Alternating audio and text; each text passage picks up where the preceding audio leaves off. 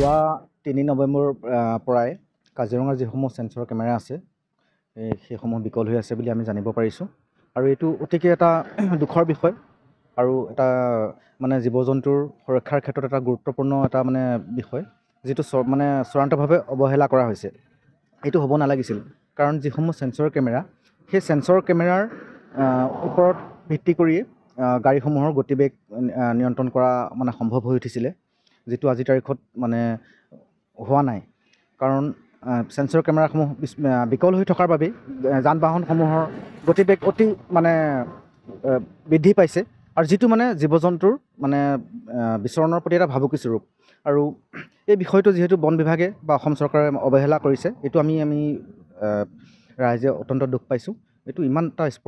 স্পৰ্শকাতৰ বিষয় যেটো তেওঁলোকে মানে সকলোতকৈ গুৰুত্ব দিব লাগিছিলে তাত কিন্তু তেওঁলোকে প্ৰথমে 16 কোটি টকা ব্যয় কৰি পেলাই সেন্সৰ কেমেৰা স্থাপন কৰি এটা মানে জাকজমক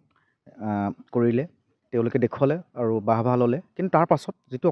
বাৰ্ষিক যেটো মাচুল সেইটো অনাদায় কৰাৰ বাবে হায়দৰাবাদৰ যেটো কোম্পানী যেটো পৰিচালনাৰ দায়িত্বত আছে সেয়া তেওঁলোকে মানে বন্ধ কৰি থলে।